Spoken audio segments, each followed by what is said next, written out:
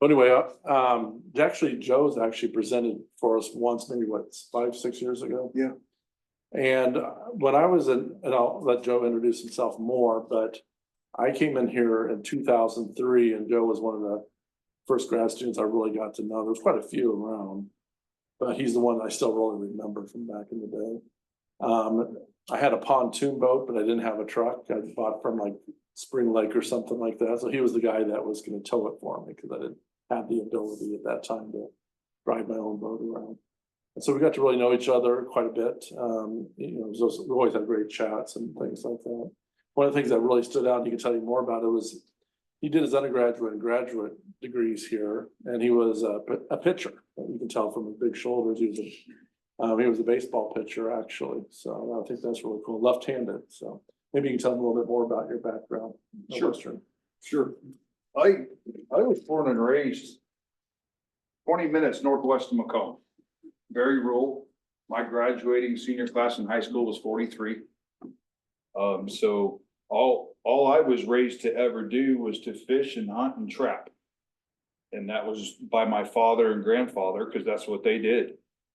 And I was lucky enough to have a very extended family to where I had great aunts and great uncles. So on my grandmother's side with my dad, she had 14 sisters. There were 15 sisters, and my great grandfather said, "I'm not stopping till I have a boy," and the 16th was a boy. So I have a lot of land because of that extended family that I have the privilege to go on. And this is kind of how I got into this, really. And baseball was a passion because I could throw the ball. And so I went to Western and played baseball and pitched and got done. And I took a different realm because I come from an ag community. So I was up in the ag department and I was in forestry, urban forestry, and ag science. And I wanted to learn the trees because I needed to know the habitat. And dendrology helped me a ton. So when I got out of that, I thought, what am I going to do? There weren't many jobs when I graduated undergrad. We were in kind of a recession. And so I just thought I'll apply for grad school and I'll go into the wildlife side and really learn what I need to know about that.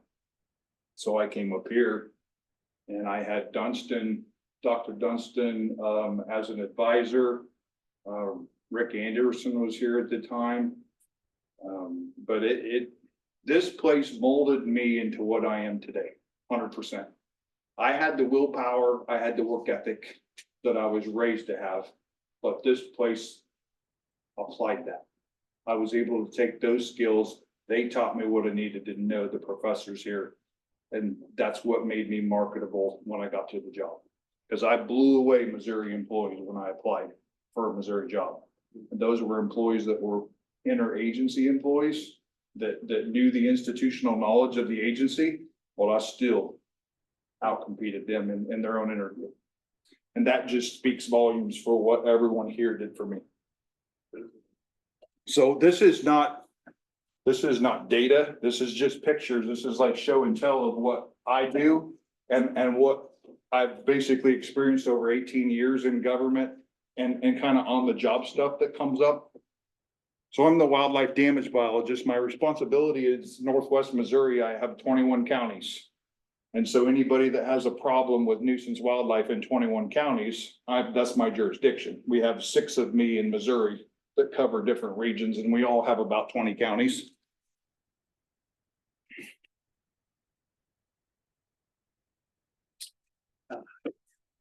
Yeah, there's a weird thing that has to happen. I don't think I have to. Try now. Oh, thank you, sir. Sure. Happy to help. So just brief calls that come in, emails, phone calls, dispatch, animal control. Everybody says call MDC, Missouri Department of Conservation. And so that's kind of what I get on a monthly basis. And it's all over the board. You never know what to expect, because you're working from once an endangered species in the state all the way to an extirpated species in the state to an invasive species in the state. You never know what it's going to be from day to day. But that's kind of the range of what you see in, like, I put administrative as just your administrative calls that, what did you buy this for? What are you doing with that? Agency is just like, what meetings are coming up, because there's always meetings.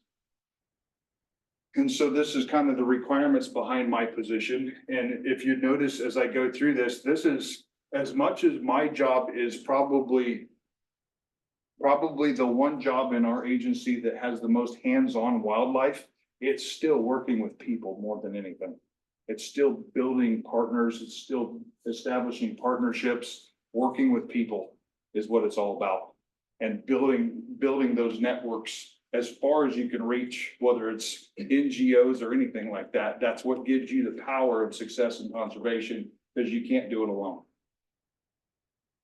But that's kind of the realm of what I do, which all the way down to poaching, where I will run the decoy for the game wardens that are staked out. I'm actually running the electronic deer, the electronic turkey off to the side where people pull up on the road and shoot out the vehicle window.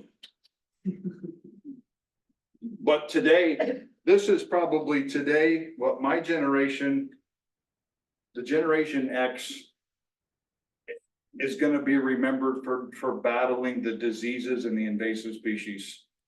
The baby boom generation before me, they're going to be the ones that brought back the animals, restored the deer populations and the turkey populations. And what my generation is doing, we're fighting CWD, we're fighting hemorrhagic disease, we're fighting the bush honeysuckle, the autumn olive, Bradford pear, calorie pear. We're fighting all of that, and it's completely out of control. And if you go to, I don't know, because I haven't ventured to Chicago lately or anything, but I know if you go to Kansas City and you just go to the suburbs, right now it is, and this is the flowering season for pear. You just cannot believe the atrocity of pear along the right-of-ways. The clover leaves, it's already gone. Yeah. So that's sad. And I think with CWD, I think there's unborn generations right now that may never get to hunt a deer. If we don't find a solution, if we don't find an antidote, it's spreading so bad. We're telling our own staff we're doing good. Our prevalence rate's below 2% in the state of Missouri. We're telling our own staff we're slowing it down, but the staff like me that are on the ground that see we increased 5 new counties this year that didn't have detections last year, pretty soon you run out of counties when you're picking up 5 a year. This year in Illinois, they picked up Adams County. It's the farthest south county we've ever seen in Illinois. That's Quincy. And that's scary, big time scary. It tells me it came from Missouri, because right across from Adams is Clark, and Clark's positive in Missouri. So really scary. Just poaching cases that I've helped with, that's KCPD mounted patrol. So they're on horseback in KC parks, and you'll have hunters go in there and get dropped off, and they'll go in and poach a deer and quarter it out, bag it, carry it out. So I've helped on a lot of undercover work back in the early days, especially. The news is fun, because I know that the news, they will sensationalize anything that's wildlife. They want to elicit that prescribed response from the public. And with wildlife, that's easy to do. It's easy to spin it. But I do like trying to get the information out there, because people on wildlife generally are very misinformed. And there's a lot of misinformation out there on anything that has to do with wildlife. Prescribed fire, that's one of the things we concentrate biggest on in Missouri. Trying to restore these habitats and manage these habitats with fire the way they should be, and reduce those invasive species encroachment areas. This is done. This is another thing that's taken a toll in Missouri, because with our CWD impact, we've had winter operations now for, I think, 13 years. And with 13 years of winter operations, the very people who go and sharpshoot during winter operations are the same ones that were normally prescribed fire. during that off, the winter and early spring, but now we're sharpshooting deer. So the fire's at a reduction because we're off doing CWD management, which is taking its toll too. I don't know if this will. This is an example from a helicopter of just one of our fires. You just don't get to see an aerial photo very often of your fire coming together. Your head fire and your back fire is coming together at the same time from an aerial view. So your head fire is up there in the top right. This backfire is going to creep out. As soon as the video cuts, they're almost coming together and they're just going to extinguish out. That's just a typical fire of what we do. Switchgrass on land. There's probably nothing that we do that is more of a team effort. Fire. You'll have 8 or 10 people, sometimes more. Sometimes there are multiple agencies. That's a fun afternoon. And sometimes you night burn, but that really.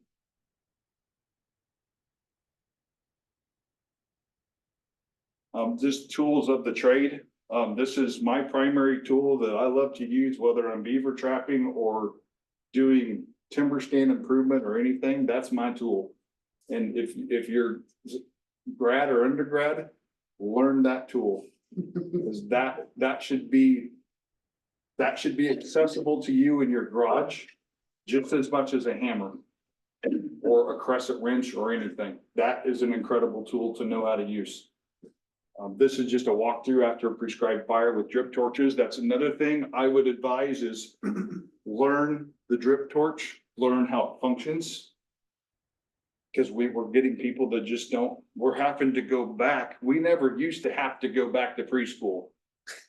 Like when they hired me, I had already ran the drip torch. I had ran this. They could just turn me loose.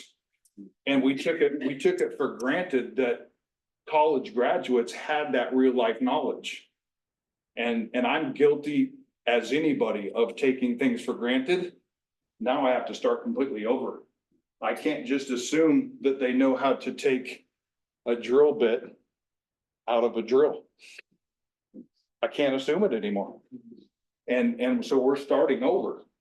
Hard for me to do because I take so much for granted.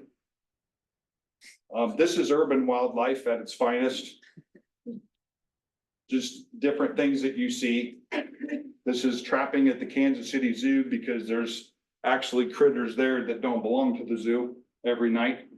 So we got to keep those out because they cause issues.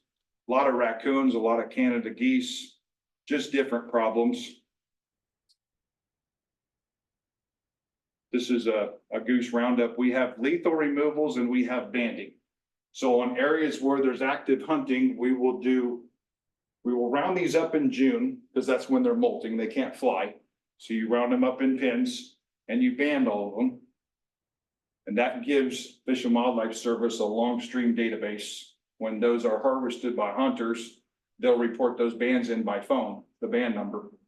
And that gives that long stream database what those populations are doing state by state. On the other side of it is lethal removals in the urban areas where they're an absolute nuisance. They're a sanitation problem for people. We do that as well. So this is 5 o'clock in the morning, kind of the backdrop. I'm on downtown airport of Kansas City. And I took this picture not knowing it was going to be this good, but when you realize you're this close to downtown and this is what you're doing, you're actually trapping turkeys, same shot, same view, pretty cool. But turkeys were causing a problem on the downtown airport. So we had to go there and trap them and remove them and put them somewhere where they were better suited. But it's just places like that the general public just doesn't know that they don't know that we're having turkey problems at the downtown airport. So you get the people involved get to see things that nobody gets to see, nobody experiences. This is kind of when the net first deploys and they're on the ground, they try to fly. So they fly up into the net, then the weight of the net brings them to the ground. And then you go out there with boxes, you cover them up so they're relaxed. You put them in those boxes.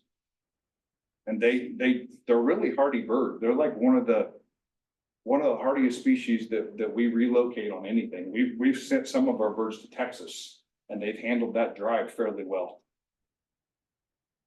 And then we take them out to a more suitable place and turn them loose. But that's always fun. It's just, it started as a nuisance animal and then we take them to what we perceive as a better location for them. Plus they can be hunted. So good win-win. This is a mountain lion in Parkville, Missouri, right in town. And we're getting more and more of that coming out of Nebraska. And they're following the Missouri River down into Missouri. We have mountain lion mania in Missouri. Everybody has seen one. Everybody has one in their backyard. And you can't believe the photos that come in telling me it's a mountain lion and it's a chow or a golden retriever or a house cat. Hundreds of them. So this is basically the same cat. This is New Year's Day 2010. This is a juvenile cat, and you see I'm 6'1" and I weigh well over 200, but that cat's as big as I am. And that's just a juvenile. It's about 134 pounds. But that's the same cat out of that tree. And it actually was treed by some raccoon hunters and their dogs treat it. And it was getting to the point where it was going to go down and kill the dogs. And they had to actually shoot it to defend their dogs. But we ran DNA off that cat that we got off the tree and it matched. Pretty cool. This is all nuisance wildlife. This is some injured wildlife. Broken wings is every day in the urban area.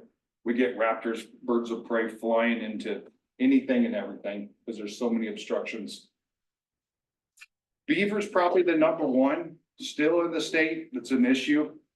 And I think the big issue on the human side, because the unique thing about my job is when people call me, they're already mad. So anybody that calls me already are pissed off because beavers chewed their trees down. They're not, I'm government, so they don't like me anyways, but they got to call me for help. So when they call me, everybody's mad. Doesn't matter what the issue is. But beavers are the number one threshold of, I think, people's intolerance because of the damage that they do. Because there's times where I'll go on people's property and they're literally cutting bush honeysuckle. And that's it. And the people want them gone because they're cutting trees. They're actually doing them a favor. And I tell them that. And I tell them, you know, what a diverse ecosystem that animal can create more than any other animal we have in North America. Want them gone. So it's the coexistence with wildlife. There's a very thin threshold with people.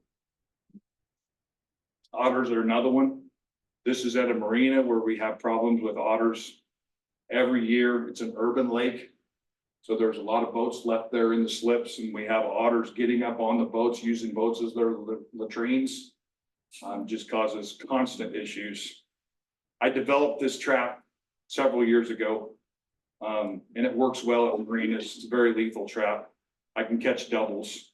And I'm just using an old raccoon trap that's been gutted and basically replacing it with 280 conibears. And speaking of this, I talk to college students all the time in Missouri,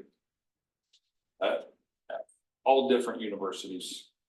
And they're all asking me, you know, where do you make the money? What should you go in? And it's up to you on what you want to do. I love where I'm at. I love what I'm doing. I'm comfortable with what I'm doing, but I'm also seeing grad students that sat in front of me where you are when I was giving a presentation and now they're in the workforce. And I've got one in Kansas City that's making way over 100 doing private contracting of nuisance wildlife. And his right-hand person, his assistant, is making over 90. But all of the damage control people that I know that are private contractors in Kansas City are making 6 figures. So knowing traps and knowing how to handle people and wildlife, because you would be amazed what the urban folks are willing to pay I mean, to show up and trap a squirrel or a raccoon, you would be amazed. Because these people don't know how to handle it. I think that's the biggest thing our society is disconnected from today is nature. Because everything we get's on a screen. And really seeing what's really out there, the smell, the sight. We're most disconnected from that, because those people in Kansas City, their biggest idea of the outdoors is a sidewalk. That's it, down the block and back to their house. But this is something that I tell college students all the time is this is huge right now, and it's only gonna get bigger. Because we're only gonna get farther and farther away from that connection with nature. And people will call us a state government agency on a squirrel. Because they don't know what to do. A squirrel got in their attic, and they don't know what to do. This is probably the neatest experience of my life, probably the greatest accomplishment of my career is being the Peregrine Falcon leader in Missouri, where they were still endangered in that state, and serving as the leader, and then writing the Peregrine Falcon status report for the state and getting them delisted. That was probably the greatest thing that I'll ever do. And it was 100% through people, partnerships. That's the only way it could have happened. But working with that bird is probably my biggest joy in my career. This is where it has a duck. This is downtown KC on American Century Investments. So you got people, you know, that are bankers that are sitting in their office in the windows right here, and the bird shows up, you know, and it's a bloodbath, and they call me like, is this okay? Is this supposed to happen?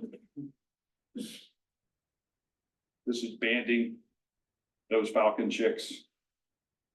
But this is from where we started, you know, and it's just been an incredible journey with the falcons. The black bears we're really into right now. And you see how this switches, these slides just switch and switch, because it's just every day I'll work on 4 different species.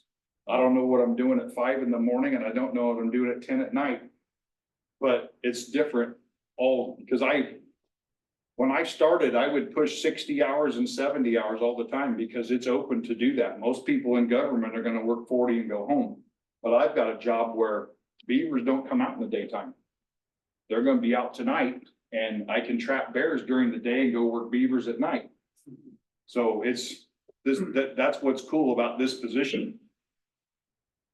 It's a baby black bear. And that was just pulled out in February. Pretty cool. They're normally the size of a football. That was a little younger yet.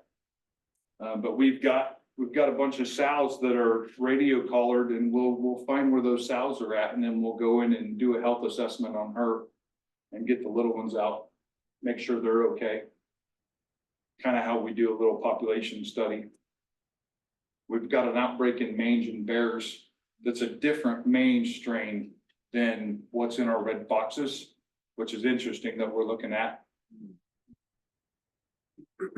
This is on the damage side, wildlife damage. A lot of things get blamed.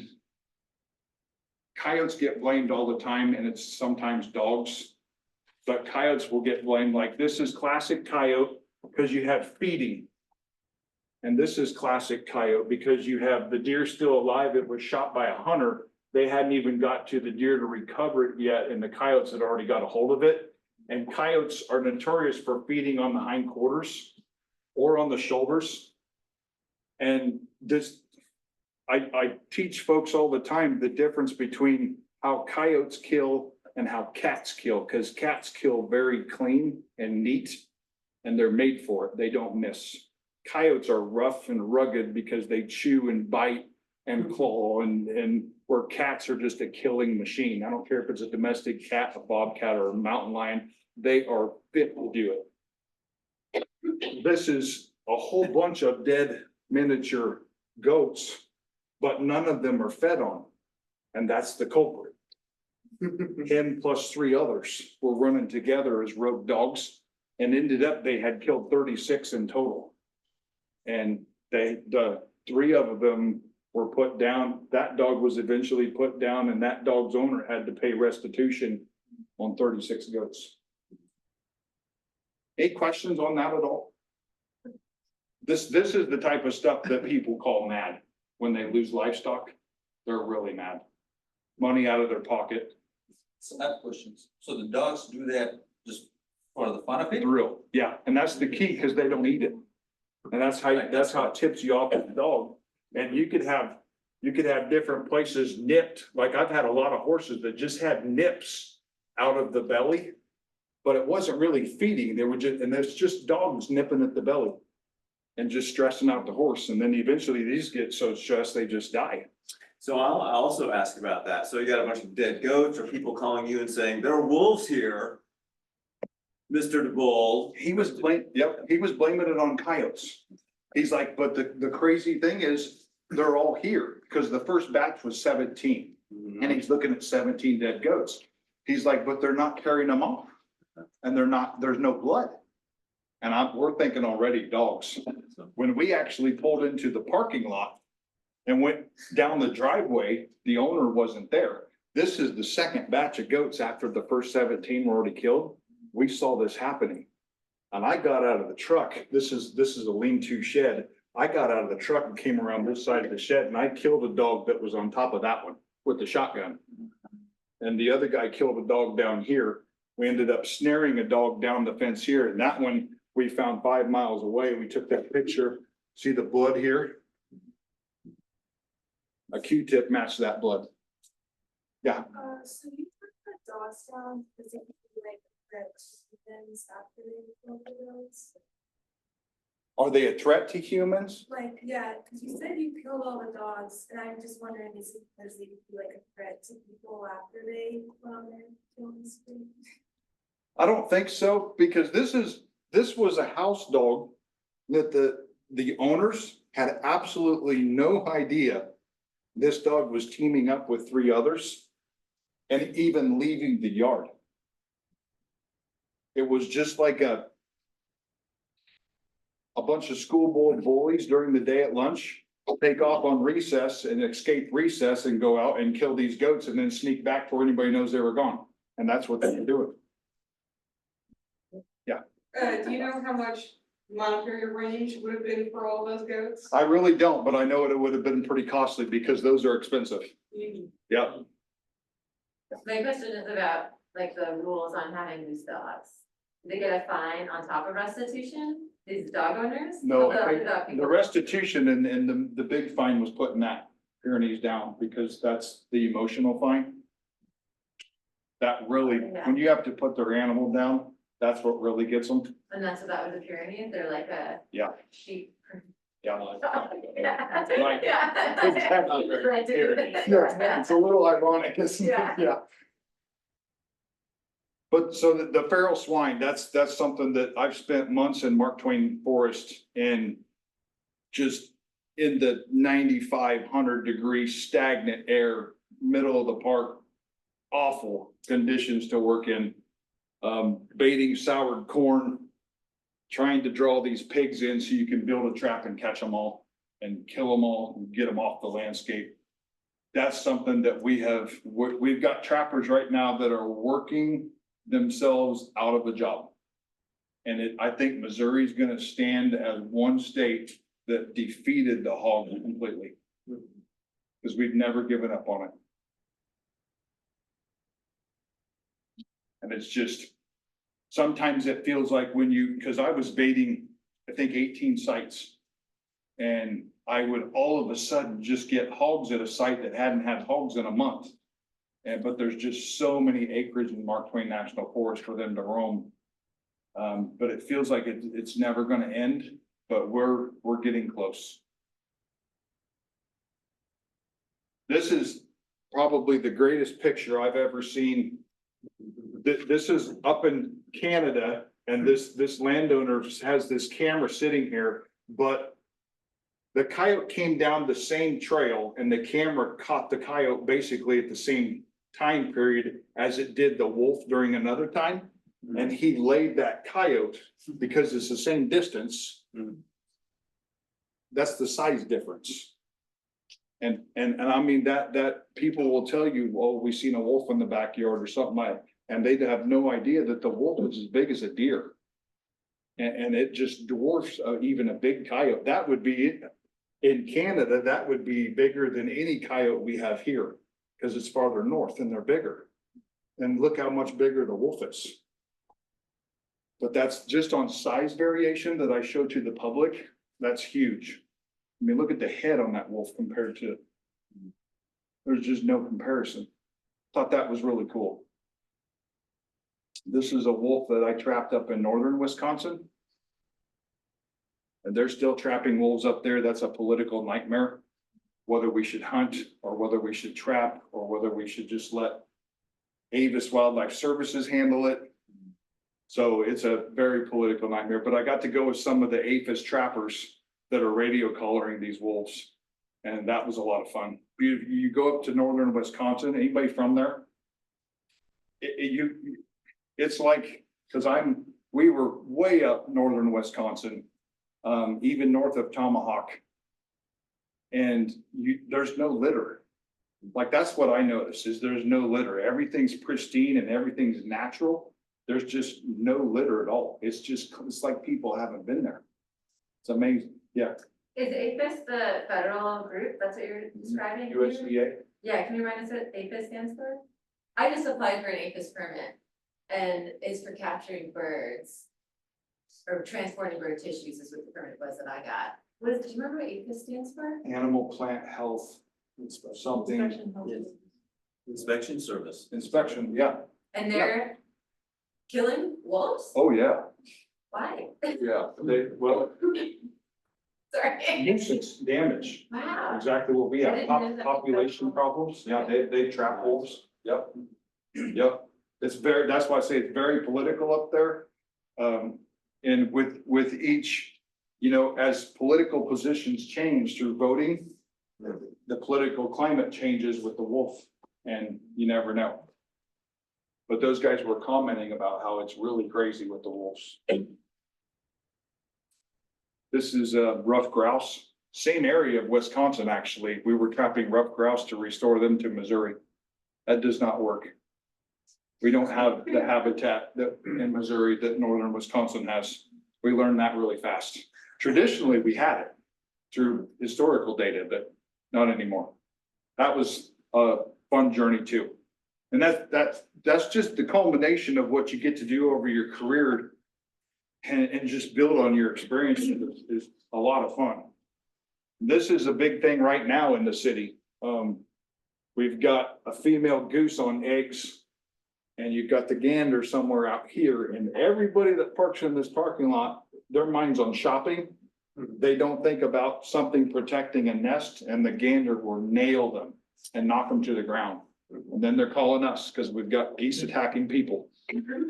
So that's huge right now in the spring. You get in situations like this where you've got a deer stuck in that culvert and you gotta lift it out with the tractor, and you just never know what's gonna come up. And the only reason this deer was found is they happened to be checking the culverts during that week. And if that hadn't, that could have been 6 months down the road, that deer would have still been there. But not in that situation. This is Kentucky, where we go out and have trapped elk and restored elk in Missouri. And I did that from 2010 to 2013, where we're just trapping elk to try to get a population restored back into Missouri, which we have that now, been a success. We have elk hunting now in Missouri because of that. This is just the type of conditions you're in. That doesn't make it easy. It's one of the first pictures of an elk in Missouri that went through the quarantine process and actually successfully released back. And this is like a shot of a small population down in the bottom. This is at Peck Ranch. So Shannon, Carter, Reynolds County area, Missouri. That's pretty much the end. I wanted to make sure that I want, questions, comments, conversation, discussion. We were talking earlier, there's gonna be jobs opening in every state like crazy because we're right at that generational threshold where we've got some people that are at retirement mode, especially the older Xers. They're getting to that point where they're gonna be gone. I'm a younger Xer and I'm not far away. But when you get to those, I mean, we've got like, I just did a leadership capstone in our agency. And in the next 3 years, 27% of our workforce is eligible to retire in Missouri. That's big. Because we have 1,500 employees. So that's the end of the spoken part, is that right? I'm sorry? That's the end of the spoken part. That, So yeah, thanks. correct.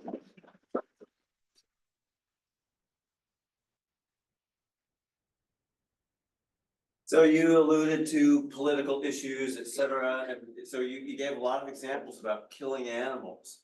And so my question is, how does the public feel about you and the work that you do in Missouri? Well, where I'm at, I'm known in the Kansas City region because I was first the urban wildlife biologist for 14 years. That gave me the face of the peregrine falcon and all of that stuff. And then I've been damage biologist for 4. So they still know the name. I'm just doing something different. The killing part, it's not me they have a problem with because they know that I'm doing it as a service. It's me getting them to do it themselves. I think that's because we try to get them to do it themselves so they can be self-sufficient. And it doesn't matter if it's a squirrel so I've upped the game a little bit. Like our agency really doesn't want us to advocate or recommend drowning for anything. And I don't. I just use it as a potential technique for euthanasia. Because that's something that, people can't use a firearm in the city because of the discharge code. Nobody has a gas chamber. Everybody has a water hose and a trash can. Everybody. So teaching them that is, I would tell you that if I had 10 people, 2 of them wouldn't do it and 8 of them would. And you can tell, I think you can tell by people you have on the phone. I've taken people that were completely against it over the fence and they said, okay, we're doing it because they had a raccoon problem and their neighbors were feeding raccoons, which they couldn't do nothing about. And they just decided, I've had it. But I've upped the odds so much that I've got the oval horse tanks at my office because they can come and check out traps. And I keep the big heavy duty raccoon traps. They can check those out at the office and I gave them the option. Here's a horse tank. They can take it with them. And I'll give it to them for the whole summer if they want it. Because it's a massive issue because we have no management of anything. Yeah. So I guess I'm not surprised as people perceive, they think these animals are a pest in their yard. I guess I'm more curious about the broader public where the raccoon's not in their yard or, or the cat that's killing animals in their, my impression of people is that they're sort of bleeding hard. 100%. Don't kill anything. 100%. So that's kind of, 100%. do you feel that Yes. from the public? 100%. Because in another presentation, and you can appreciate it, there's those of us that remember what Saturday cartoons were. Saturday cartoons in the 80s and the 90s were predator versus prey. It was Wile E. Coyote trying to kill Roadrunner. It was Yosemite Sam trying to kill Bugs Bunny. It was predator versus prey, something trying to kill something else to eat. And that's how we were raised as kids. We saw it. Today, kids don't see that. They see save everything. There's no room for that. We don't have carrying capacity for that.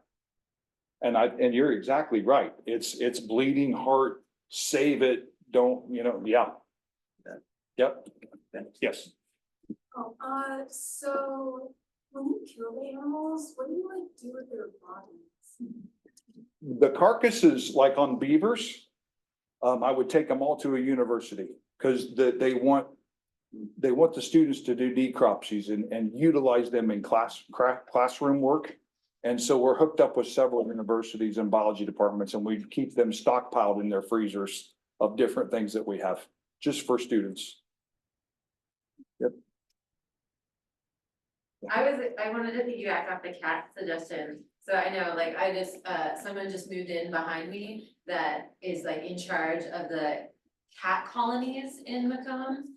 And so now I've been feeding birds, I've met an avian biologist, and now her birds are coming into my yard to kill her cats are coming into my yard to kill my birds. Mm. And I would love to call you and say, come shoot this cat, please. Yeah. Or like, what? Yeah, the problem with cats is they're not considered wildlife. Oh, but you can kill a dog. Yeah, because it was attacking at the time, because we've got our own attorney that we know what we can and cannot do. We don't really ever pay attention to feral cats enough to see them killing. Okay. But there's, So in Missouri, would I be in my right as like a landowner to kill as, someone's cat? on your property, you can defend your property in Missouri, you can kill. Even a mountain lion that is protected, if your life feels threatened or your livestock's threatened, you can kill something that's actually protected. Do you know, are there like laws against, like, people are supposed to be in charge of their pet? There's leash laws that no one follows. Yeah, and I think it's especially the case for cats. Right. Yeah. And we have that too. We have pockets where you have these cat lovers that fully believe that these feral cats are a good thing. And there might be 60 feral cats in this trailer park area or something, and yeah, More, yeah. And we all see the research that comes out on songbird populations on that. So related to that and what you just said, so I heard you just say, in Missouri, you can protect your yard. So that suggests that it varies from state to I state, think so. and you better Yep. find out. Yep. It's like- Yeah. I don't know that you could do that here. On my property, out in Right. the country, I have Right. that on my property, it's not gonna be running around very long. Yeah, we've got this huge issue right now up on turkey vultures.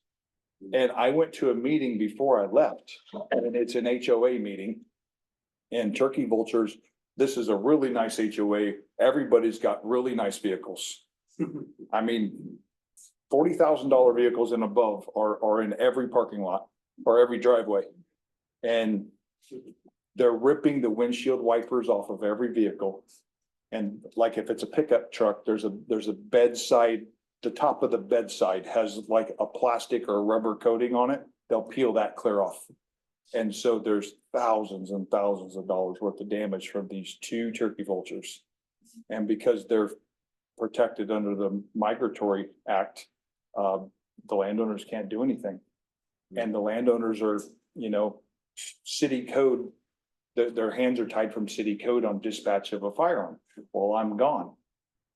Nobody's on the permit but me to shoot a turkey vulture.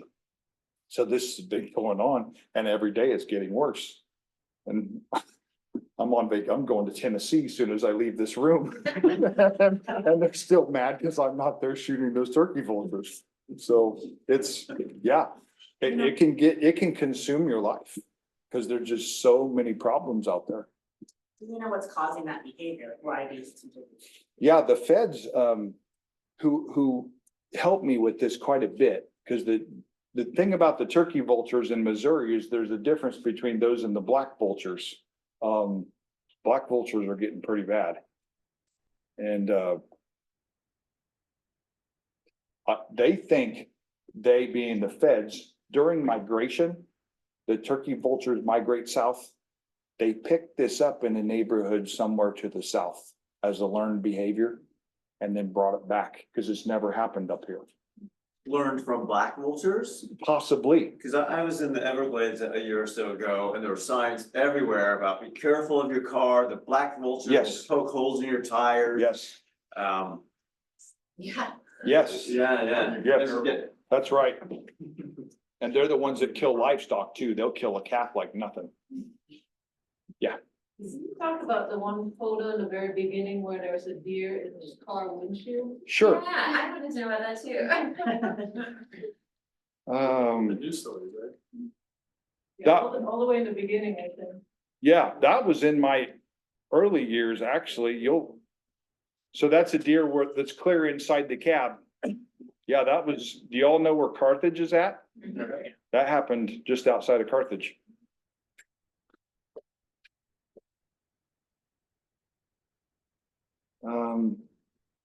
Do you have a question on it? Yeah, what happened there? The car actually hit the deer and the deer came off of all four hooves and just kind of slid up. And then at the same time as it slid up the hood, the rear end come around first and just smashed through the window. I'm assuming it was at highway speed or higher. But yeah, the deer would have just slid up across his hood and come right through the window. And probably the passenger at the time, I know I would probably needed to change of pants. Cause that would have been, yeah, I mean, you can imagine that thing would have still been kicking like crazy inside the cab. So I'd have been bailing pretty quick, probably not in park. Yes. Yeah, I've been watching your talk down the hall, but I came in to ask, you got so many things you can do and that you do, and it sounds like several full-time jobs. So I'm just wondering how you manage, like, not just how you manage to get stuff done, but how you decide, and like, do you work with your group, or does it top down some of it, or all from people's calling you about stuff? I work independently and everything is gauged by my own time management. What needs tended to and what doesn't, who needs help, who doesn't, who I can teach over the phone to deal with their own issues. Okay.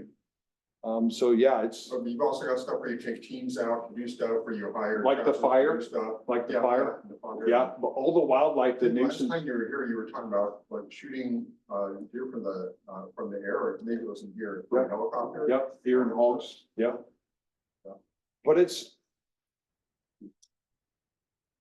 I don't get to enjoy kids. I don't get to enjoy a wife because I've been consumed by that. And someday I'm gonna get there, maybe not with the kids, but I'm gonna get there with the wife someday. But I've allowed myself to become consumed with this to where I don't have a life. Except for when hunting season comes around, that's when I go. But I don't wake up and think about, oh, I don't want to go into the office, or, oh, I gotta go into work today because I don't have a job. I haven't had a job since I graduated here. I go out in the play box. And that's what I do. It's the sandbox for me. Because I'm just a passionate kid out there trying to make a difference for the folks. Yeah. So earlier you mentioned like the graduate students and the hires that you got aren't like well experienced with using tools for the job. So I just wonder if you also have like the experience of a student or a new hire not being used to tools. All the time. All the time.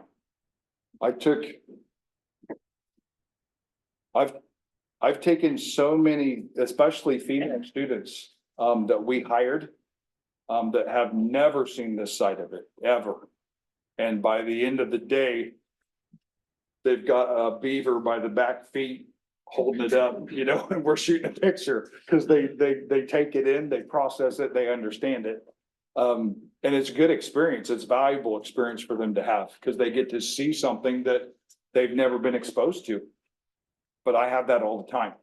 And we try to get new employees that have only seen one side of things their whole life because they never had the privilege to grow up with the other side.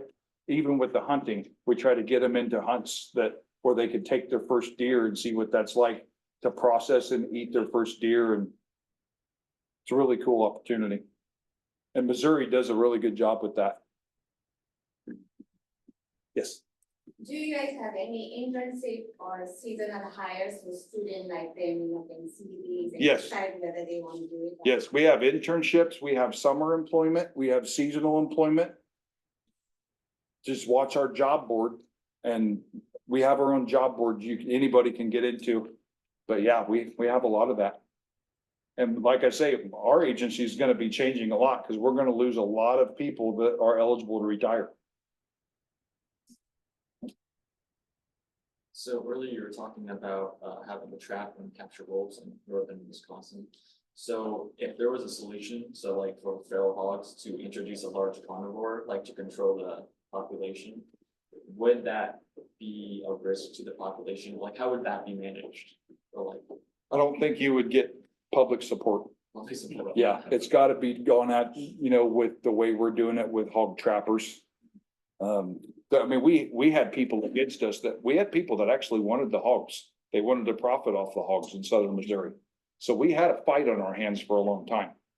But it's gone so far in success now that I don't think you can get a predator to come into Missouri through us and the public accept it and tolerate, because our public doesn't even want mountain lions.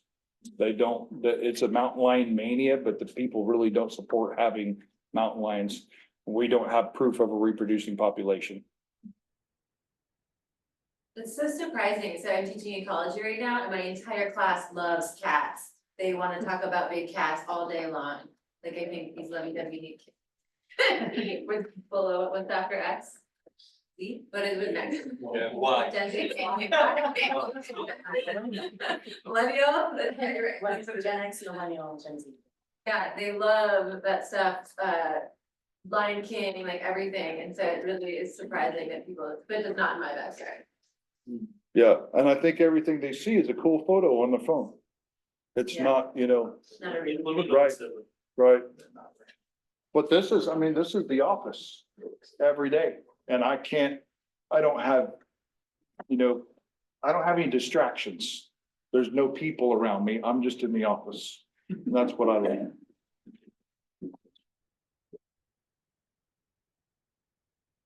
Anybody else have a question or? I have a few things. Yeah. So, since you work with all the wildlife, so you have to be updated with vaccination and stuff like that.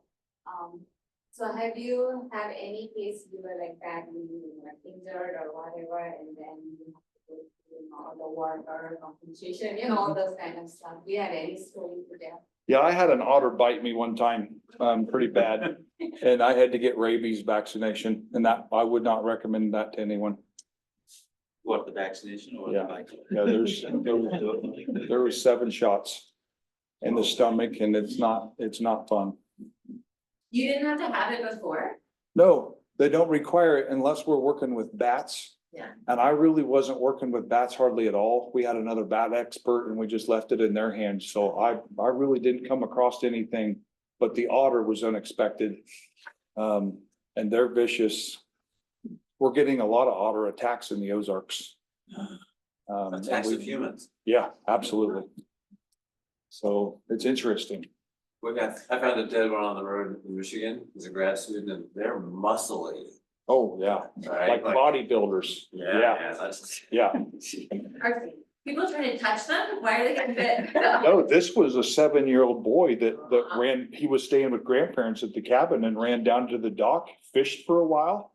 And the sun was coming up and it was getting warmer and he set his fishing pole down and just jumped in off the dock. And then was swimming back to the dock and this otter came out from under the dock and just grabbed him by the leg and then by the arm. And I mean, he was all chewed up and had to have stitches. It's like a new meaning of Jaws. A new horror movie. Yeah. Well, I think otters like to be under the dock actually, so they'll stay there in the winter. Yeah. And we had a damage biologist that's assigned down there, go down and try to catch that otter and he caught it. And as far as I know, it's getting tested at our health department, so who knows? I don't know if it could be rabbit or what. I mean, people in Missouri, people see raccoons all the time and just assume they're rabbit, and we don't have a documented case of rabies in raccoons in the state of Missouri. We have distemper like crazy, but not rabies. But if we get rabies in raccoons, it'll go through that population like wildfire.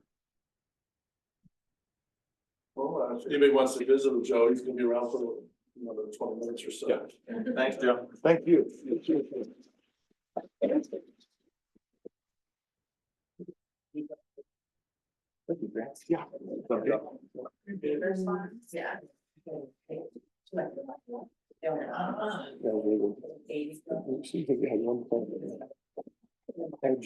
Jeff, actually. That's what we see, they're giving them away. Yeah, so maybe these are Thank you, very Thank you, interesting. thank you.